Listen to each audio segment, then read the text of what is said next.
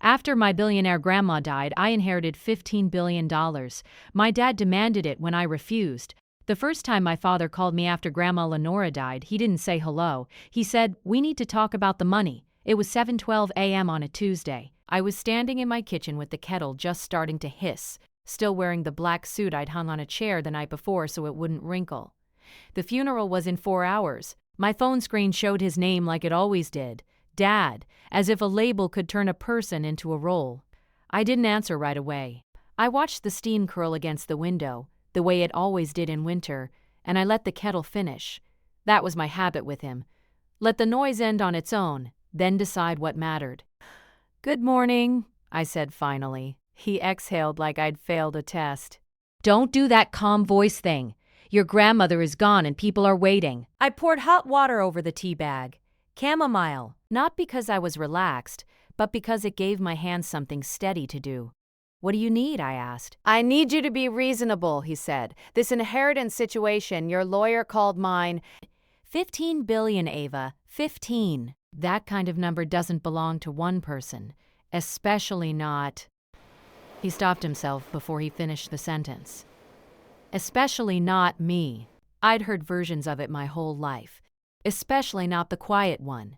The one who doesn't ask for things. The one who stayed in the background while everyone else performed. I took a sip. "The funeral is today." "Exactly," he said, voice sharpening as if timing made him noble. "So we handle this as a family. We do not let outsiders, lawyers, trustees, whoever she had whispering in her ear, pit us against each other. Against each other. Like I'd drawn a line first. There had been a time I believed my father's words were the real version of events and mine were the overreactions. Then I learned the difference between volume and truth. "I'll be there," I said. "Ava, I'll see you at the service." I ended the call before he could build momentum. The tea warmed my throat and settled, nothing else. Lenora Hale had been a billionaire in the way people say it when they want to make it sound like a fairy tale. She owned a majority stake in Hale Maritime and Logistics, container yards, ports, warehouses, the invisible spine behind other people's shopping carts. She had a private jet, a staff, a house in Palo Alto with a gate that opened like it knew your name. But if you asked me what made her powerful, it wasn't the numbers, it was her patience. She could sit in a room full of loud men and let them exhaust themselves, then ask one question that made everything rearrange. She did it with board members. She did it with reporters. She did it with my father. He hated that. I was her only grandchild. The only one. People assumed that meant I was spoiled. They pictured yachts and diamonds and a girl with opinions made of money. The truth was, I grew up in a townhouse in San Mateo with a father who treated my grandmother like an ATM and treated me like the receipt. My mother left when I was 10. She didn't leave in a dramatic way. She packed her things on a Thursday, kissed my forehead, and said, "I'm sorry," like it was raining. Then she was gone. My father blamed my grandmother for it. "Lenora always wanted control," he used to say at dinner, in front of guests, with a smile that made it sound like a joke. She couldn't even let me have my own wife. Then he'd glance at me like I was supposed to laugh too. I learned early how to keep my face neutral. Not because I didn't feel things, but because feelings were fuel for people like him. The will reading was scheduled for Friday at 10 a.m. at Archer and Sloan in downtown San Francisco, but the funeral came first. The funeral was for the world. My father cared about the world. By noon, the chapel was full of the kind of people who wore black like a uniform and moved like they were being watched. Hale Maritime executives, city officials, men with cufflinks that caught light on purpose, women with careful hair and quiet perfume, cameras outside, kept at a respectful distance by hired security. My father arrived late enough to be seen arriving. He walked in with his wife Marissa on his arm and their son, my half-brother Carter, 2 steps behind like an accessory. Marissa's eyes scanned the room before she even looked at the casket. Carter, 19, had the soft confidence of someone who'd never been told no by anyone who mattered. They took their seats in the front row without asking if I wanted to sit with them. I sat 1 row back, alone. It wasn't a statement. It was what made sense. When the service began, the minister spoke about legacy, about impact, about community. There were stories about Lenora funding scholarships, rebuilding a pier after a storm, quietly paying hospital bills for dock workers' families. People nodded as if they'd known all along. My father dabbed at his eyes with a handkerchief and timed it perfectly like he'd practiced in a mirror. When it was time for family remarks, he stood. He stepped up to the lectern and rested both hands on the wood like it was his podium. The microphone caught the small clearing of his throat. The room went still. "My mother," he began, voice warm, "was a force." He paused, letting the weight land. He was good at that. Pauses that made people lean in. "She built something from nothing," he continued. "Not just a company, a family name, a standard, a legacy that will continue. Because that's what she wanted. Unity, strength, togetherness. Togetherness." He said it like he owned the word. Then he smiled slightly, the way he did when he wanted the room to be on his side. "And she adored her granddaughter," he said, turning just enough to include me in the angle of his gaze. "Ava has always been quiet, observant, a gentle spirit." There was a soft chuckle in the room, polite and confused. He let it happen. "But Lenora believed in her," he added, voice shifting, "and I hope Ava understands that belief. Came with responsibility, with guidance, with family." Guidance, family. He looked at me then, full on, in front of all those witnesses, and his smile tightened at the corners in a way I recognized. It meant, "Don't embarrass me. Don't make this hard. Don't forget who people will believe." I met his eyes and nodded once, small and neutral, the way you do when someone holds a door open. The minister moved on. The choir sang something soft and measured. People stood, sat, stood again. The casket was carried out. Cameras clicked outside as the doors opened. After the graveside portion, there was a reception in a private room at the Fairmont. My grandmother's instructions, arranged months earlier while she was still lucid and precise. The room overlooked the bay. Linen tablecloths. Finger foods no one really ate. A long table of framed photos. Lenora in hard hats at a port. Lenora with foreign leaders. Lenora holding me as a baby. My father positioned himself near the photos like he belonged in them. I didn't drink. I held a glass of water so no one would offer me something else. People approached me in waves. "Your grandmother was extraordinary. He spoke so highly of you. She'd be proud." I thanked them. I listened. I watched. The thing about being quiet is, you hear what louder people miss. You hear what they think no one else will repeat. Near the bar, I heard Marissa say to a woman in pearls, "Of course we'll keep Hale Maritime in the family." Lenora would never want strangers managing it. The woman nodded, solemn. "And Ava? She'll be protected." Marissa smiled. "She's sweet, but she needs structure." Protected. Structure. Like I was a pet. Carter drifted toward me with a plate of shrimp he didn't touch. The psych started to meet. "You okay?" he asked, tone casual like we were friends. "I'm fine," I said. He leaned closer, dropping his voice. "Dad says you're probably overwhelmed." "It's a lot. He wants to help you set things up." Help. The family word for take. I sipped my water. "That's kind." Carter's eyes flicked over my face like he was looking for a crack. "You know what he means though, right? Like, 15 billion isn't normal. People will come for you." "You don't want to mess this up." I didn't correct him. The number had already become a weapon in their mouths, something they could swing. Across the room, my father was shaking hands, smiling, nodding. He watched me from time to time like a manager keeping track of inventory. When he finally came over, it wasn't in private. That was his style. Public pressure, disguised as concern. He put an arm around my shoulders, light enough to look affectionate, firm enough to remind me his hand existed. "Everyone's been asking about you," he said, loud enough for the small cluster of people nearby to hear. "They're worried I'm here," I said. "Yes, but..." He turned slightly to face the group, still holding me. "Ava's always been independent. She doesn't like to ask for help." A woman laughed softly. "That's admirable." My father smiled at her. "It's also dangerous in a situation like this." He looked down at me, still smiling, and lowered his voice just a touch, not enough to be private, enough to be intimate for the audience. "We should talk tonight," he said. "Just you and me. We'll go over what's best. You'll sign some things. Nothing complicated. Sign some things." My stomach stayed still, but my attention sharpened. I have meetings tomorrow, I said. His smile didn't move. Then tonight, family handles family business. It sounded harmless if you didn't know him. If you hadn't been 10 years old watching him sweet-talk my grandmother into paying his credit card bill while calling it temporary.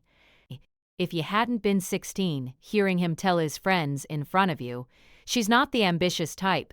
She'll marry someone stable and stay out of the way. I didn't step away from his arm. I didn't make a scene. I didn't give him anything he could frame as hysteria. Instead, I nodded once. Okay, I said quietly. Tonight. His grip loosened like he'd won. He turned back to the group. See? Reasonable. Then he kissed my temple for the crowd, patted my shoulder and moved away. I watched him return to his circle of admirers, already speaking as if he was the center of the story. I didn't follow. I walked to the edge of the room where the bay looked like flat metal under winter light. My phone buzzed again. Another call from him, but I didn't answer.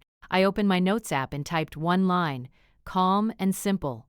Tuesday, January 14th, 7:12 a.m., Dad called. First words, we need to talk about the money. Then I added another. Reception, signed some things tonight, said publicly. Witnesses nearby. I didn't know yet what I would need, but I knew this. My father didn't ask, he claimed.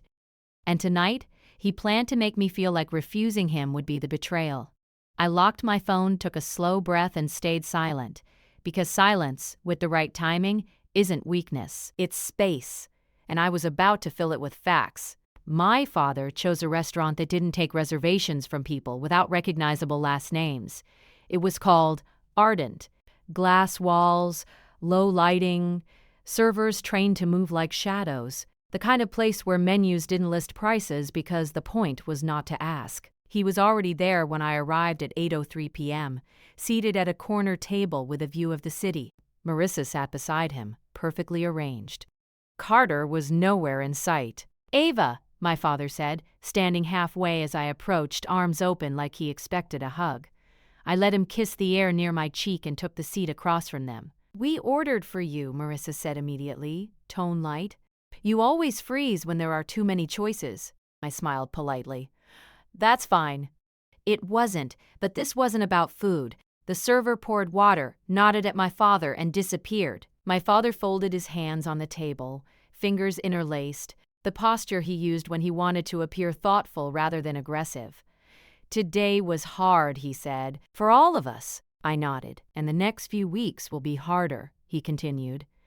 That's why I wanted to talk before things get distorted. Distorted how? I asked. Marissa answered before he could. Lawyers, media, people who don't understand your grandmother's intentions. My father shot her a quick look, not annoyed, just calibrating, then turned back to me. Lenora trusted me, he said. She may have structured things in a way that feels dramatic, but she never intended to exclude me from decisions about the company or the family assets. He slid a leather folder across the table. It stopped just short of my hands. Your inheritance is substantial, he went on, but it's not meant to sit with one person making isolated choices. That's risky, unstable. I opened the folder. Inside were printed documents, clean and official-looking. A proposed family trust, my name at the top, followed by his. Co-trustees. Equal authority. You'd retain ownership, he said quickly, as if that detail would soothe me. This just creates a structure where I can guide you, protect you. I flipped a page, then another. There were clauses about discretionary powers. Management authority, removal rights. My father cleared his throat. It's standard. It removes my ability to make unilateral decisions, I said. He smiled. That's the point. The server returned with plates and set them down without comment. The smell of truffle oil filled the space between us. Ava, my father said, lowering his voice, you're not equipped for this scale. That's not an insult. It's reality. Marissa nodded sympathetically. It's a blessing to have support. I closed the folder carefully, aligning the edges. I'll have my attorney review it, I said. The temperature at the table changed. My father's smile thinned. There's no need. Archer and Sloan already vetted it. My attorney, I repeated. He leaned back slightly, studying me like he was recalculating. "This doesn't need to be adversarial," he said. "We're family." "You're asking me to sign tonight," I said. "That feels rushed." He laughed softly. "A sound meant to disarm. Lenora's barely in the ground and you're already suspicious?" There it was. The guilt, wrapped in sentiment. "I didn't say that," I said. "You didn't have to," he replied. "It's written all over your face." I didn't correct him. I just watched. Marissa reached across the table and touched my wrist lightly, as if we shared something private. "Sweetheart, your grandmother had complicated feelings. She didn't always see the big picture. She made emotional decisions." My father nodded. "She was manipulated by people who wanted access. We don't know what promises she was convinced to make." I felt the shape of the accusation settle in the room. "She was very clear with me," I said. My father's eyes sharpened. "About what?" I held his gaze. "About patience." He waved a hand dismissively. "That's not an answer. It's the one I'm giving." Silence stretched. Other diners laughed softly around us. Cutlery clinked. The world continued. Finally, my father sighed, like a man burdened by someone else's stubbornness. "Fine," he said. "Take your time. But understand this. Delays create problems. People will start whispering. The board will get nervous. You don't want to be the reason Hale Maritime destabilizes." He stood, signaling the end. "I'll have my assistant follow up," he added. "We'll do this cleanly." On the drive home, I didn't play music. I replayed the conversation instead, cataloging tone shifts, phrasing, the exact wording of his claims. When I reached my apartment, I sat at my desk and opened my laptop. At 10:41 p.m., I created a folder and named it LEN. Inside it, I created subfolders: calls, emails, documents, timeline. I started with what I had. The next morning, Archer and Sloane's office called to confirm my attendance for the will reading. Their tone was professional, neutral. I thanked them and hung up. Then my father called. I didn't answer. He left a voicemail. "Ava, this distance isn't healthy. We need alignment before Friday. Call me." I saved it. Over the next 2 days, the messages multiplied. Texts from Marissa, emails from my father's assistant, just checking in. A calendar invite titled Trust Discussion.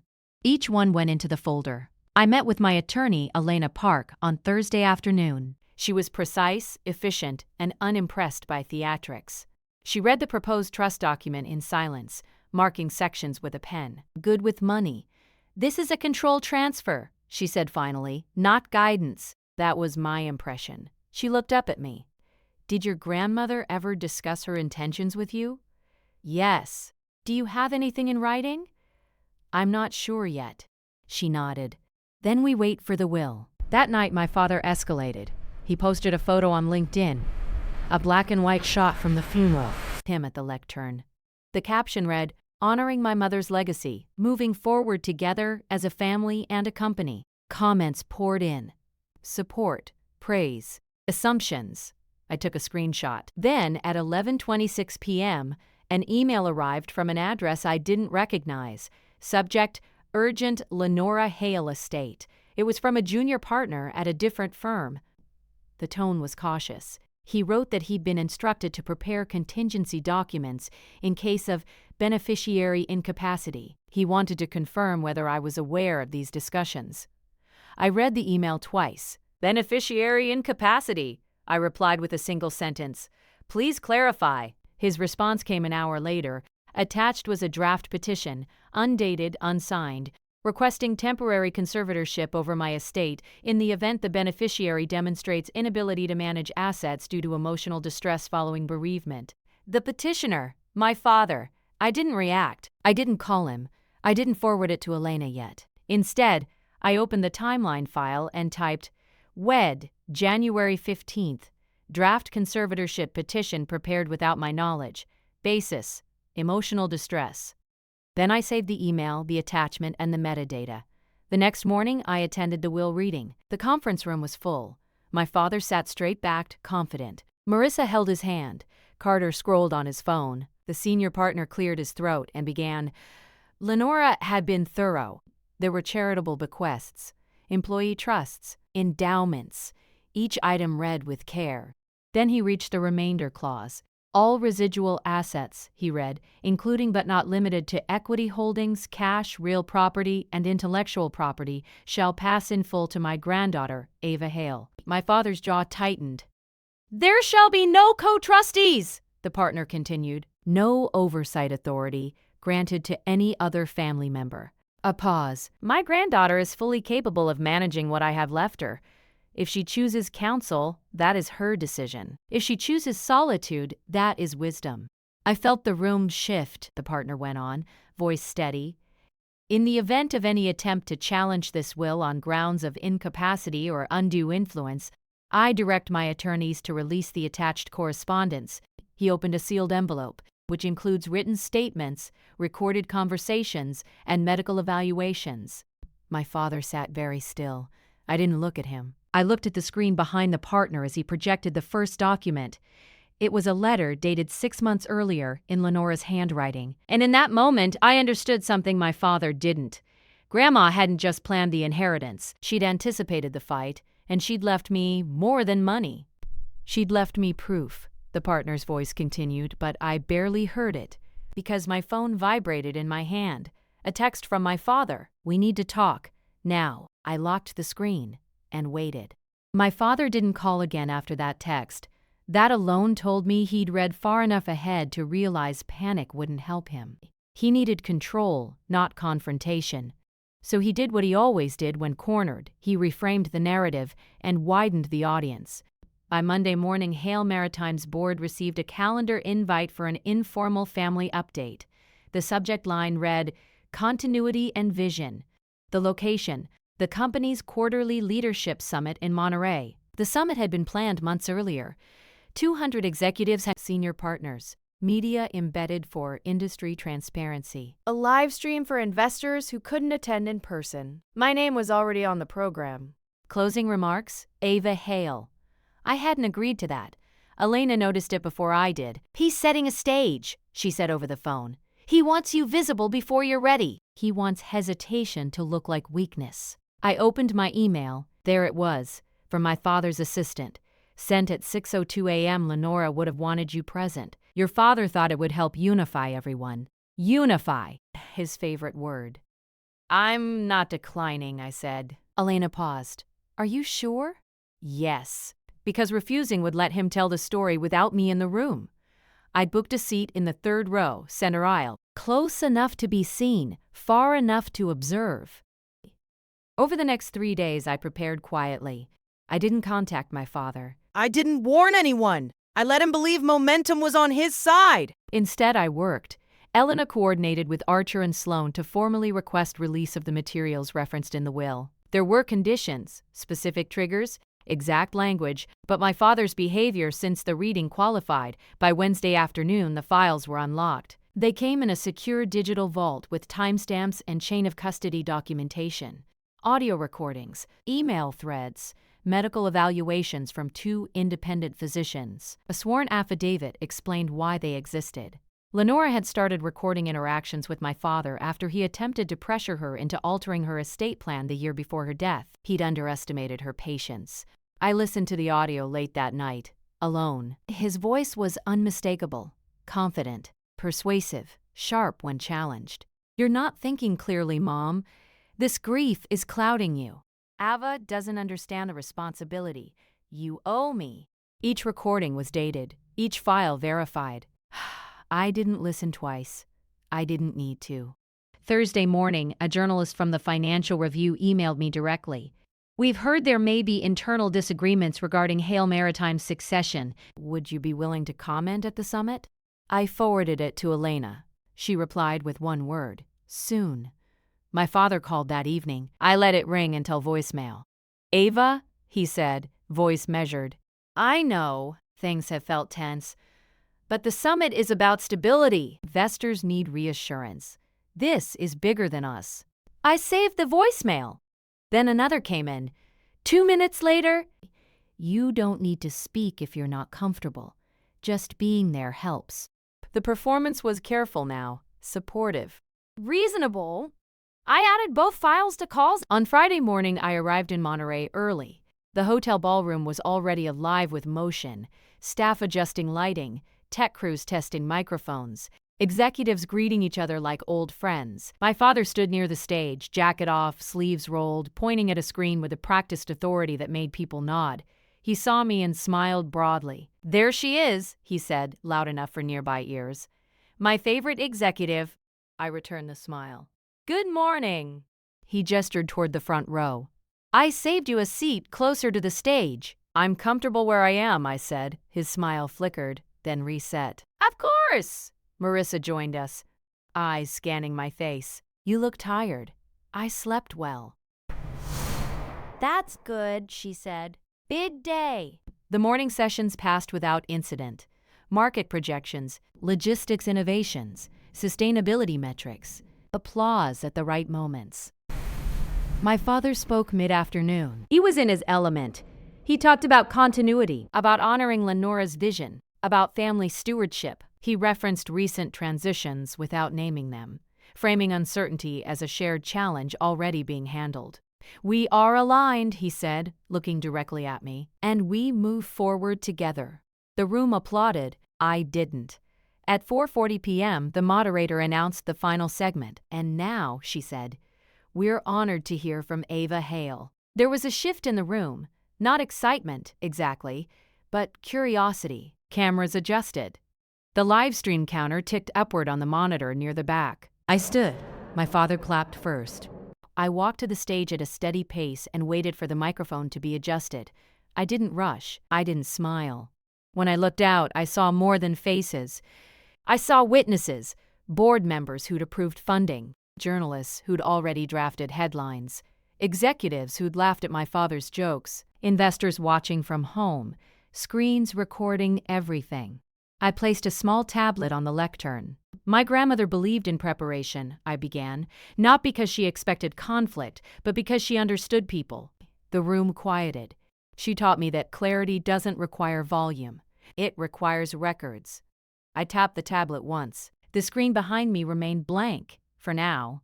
"I won't be speaking about projections today," I said. "I won't be making announcements. What I'm doing is fulfilling a directive." I glanced briefly toward my father. His expression was still confident. Curious now. Controlled. "As stated in Lenora Hale's will," I continued, "certain materials were to be released if her estate was challenged or if pressure was applied to alter her decisions." A ripple moved through the room. "This is not commentary," I said. "It's documentation." I nodded to the technician. The first slide appeared. "An email? My father's name at the top?" Date and time visible. Subject line clear. The room leaned forward. My father stopped clapping. I didn't look at him again. "Everything you're about to see," I said calmly, "has been verified by independent counsel." The next slide loaded. Then the next. And before anyone could interrupt, before anyone could stand, before my father could find a way to reframe, the audio file cued. I rested my hands on the lectern and waited, because once it played, there would be no taking it back. And the room was very quiet. The first audio clip played for 12 seconds before anyone moved. My father's voice filled the ballroom. Clear, unhurried, unmistakable. "You're not thinking clearly, Mom. You're grieving. Let me handle this." The timestamp sat in the corner of the screen. June 3rd, 10:14 a.m. The metadata panel beside it showed file verification, counsel certification, chain of custody. I didn't speak while it played. I let it end. Then I nodded once to the technician. The next clip began. "If you leave it all to Ava, you're setting her up to fail. She's not built for this. I am." A few people shifted in their seats. Someone near the aisle crossed their arms. In the front row, a board member I recognized by name stopped taking notes. I kept my hands folded. The third clip was shorter. "We can revisit the will after you're gone. There are ways." This time, there was no movement at all. I stepped closer to the microphone. "These recordings were made by Lenora Hale," I said evenly, after repeated attempts to pressure her into altering her estate plan. I tapped the tablet again. The screen changed to a document, clean, clinical. 2 independent physicians evaluated her cognitive capacity within the same month. I continued. Both found her fully competent. Those evaluations are on record. I didn't explain further. The documents spoke in a language this room understood. I turned one page. The draft conservatorship petition appeared next, the same one I'd received by email. The language was highlighted. Due to emotional distress following bereavement, a murmur finally moved through the audience. Not outrage, recognition. This petition, I said, was prepared without my knowledge before the will was read. I paused, not for effect, but to let the sentence settle into the right corners of the room. I'm sharing this because my grandmother asked me to, I added. Not to punish anyone, not to correct the record emotionally, only factually. I looked up then, not at my father, but past him, toward the back of the room where the cameras were. She believed the truth didn't need protection, I said. Only light! I stepped away from the lectern. There was no applause. There didn't need to be. The moderator stood frozen for a moment, then cleared her throat. Thank you, Ava, she said carefully. We'll take a short recess. People stood in uneven waves. Conversation started in low, disorganized bursts. Phones came out. Messages were typed quickly, not casually. My father didn't move. He sat very still, hands on his knees, eyes fixed on the now dark screen. Marissa leaned toward him, whispering urgently. He didn't respond. I walked down the aisle without looking at them and exited through the side door Elena had already opened. In the hallway, she didn't say anything. She didn't need to. By the time we reached the elevator, my phone had 17 notifications. I didn't check them. The consequences didn't arrive dramatically. They arrived correctly.